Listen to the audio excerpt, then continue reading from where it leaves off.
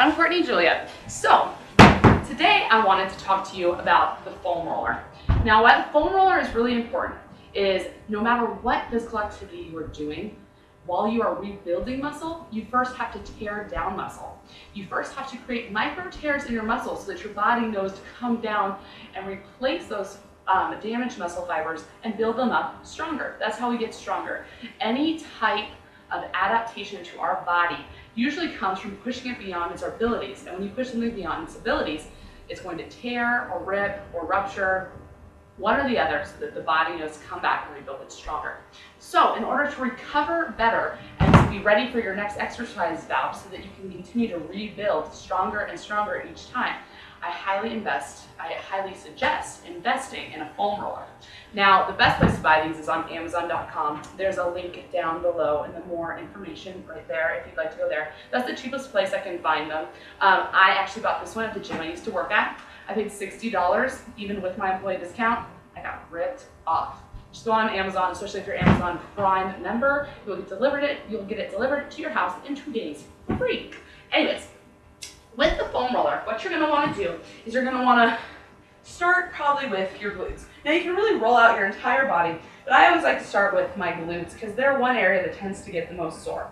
Now, the biggest thing to remember throughout foam rolling the entire time is you want your body to be relaxed. So as I shift to my right glute, I want to relax into the roller. I want my glute to go limp and just let the roller massage as much as possible.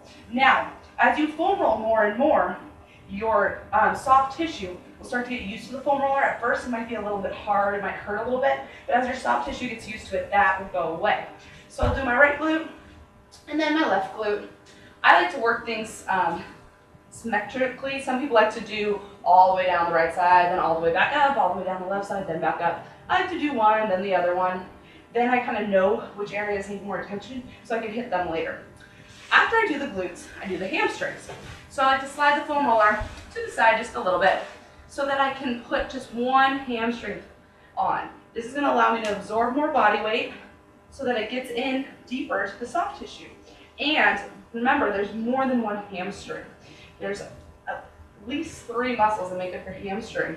So you want to massage to the right side and then angle on in and get the inside as well. Especially those inside muscles, your adductor muscles, tend to get pretty darn tight. So make sure that you get the inside of the leg as well. Then switch on over to the left leg. So this is something good to do before or after you exercise. Either one, it's going to help promote blood flow to the muscles, which is going to help bring oxygen and nutrients needed to repair that muscular tissue so you can grow them back stronger. It's also going to what it mostly does though is it breaks up scar tissue. The scar tissue that starts to form so that our muscles don't slide as gently over one another. They kind of tend to get caught and then you have less power. You also tend to feel it a little bit more. It's sometimes why it can hurt the next day. So the next muscle group where we're going to work are your quads. And so just like before, your hamstrings, we want to work all different angles. I usually recommend starting with both quads. Just rolling out both quads straight on, getting your rectus femoris. Then you're going to turn to the side a little bit, angle on in there. See if you can see how both feet are turned to one side. Now I'm getting my vastus lateralis and my vastus medialis. Getting both of those muscles. Then turn again, get the other ones. And now finally, I'm going to massage the one that hurts everyone the most, the dreaded IT band, your iliotibial tract. Now, this is a piece of fascia that runs from your knee all the way up to the hip joint. And it tends to get really, really tight because fascia is basically just connective tissue.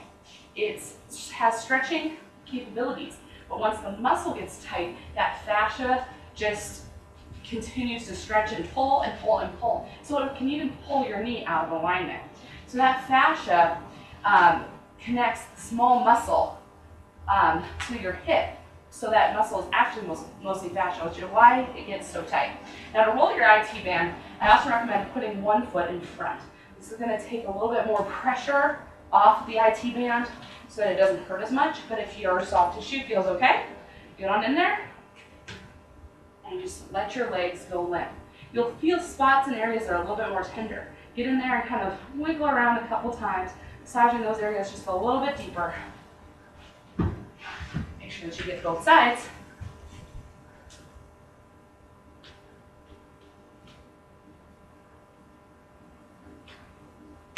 And that's enough.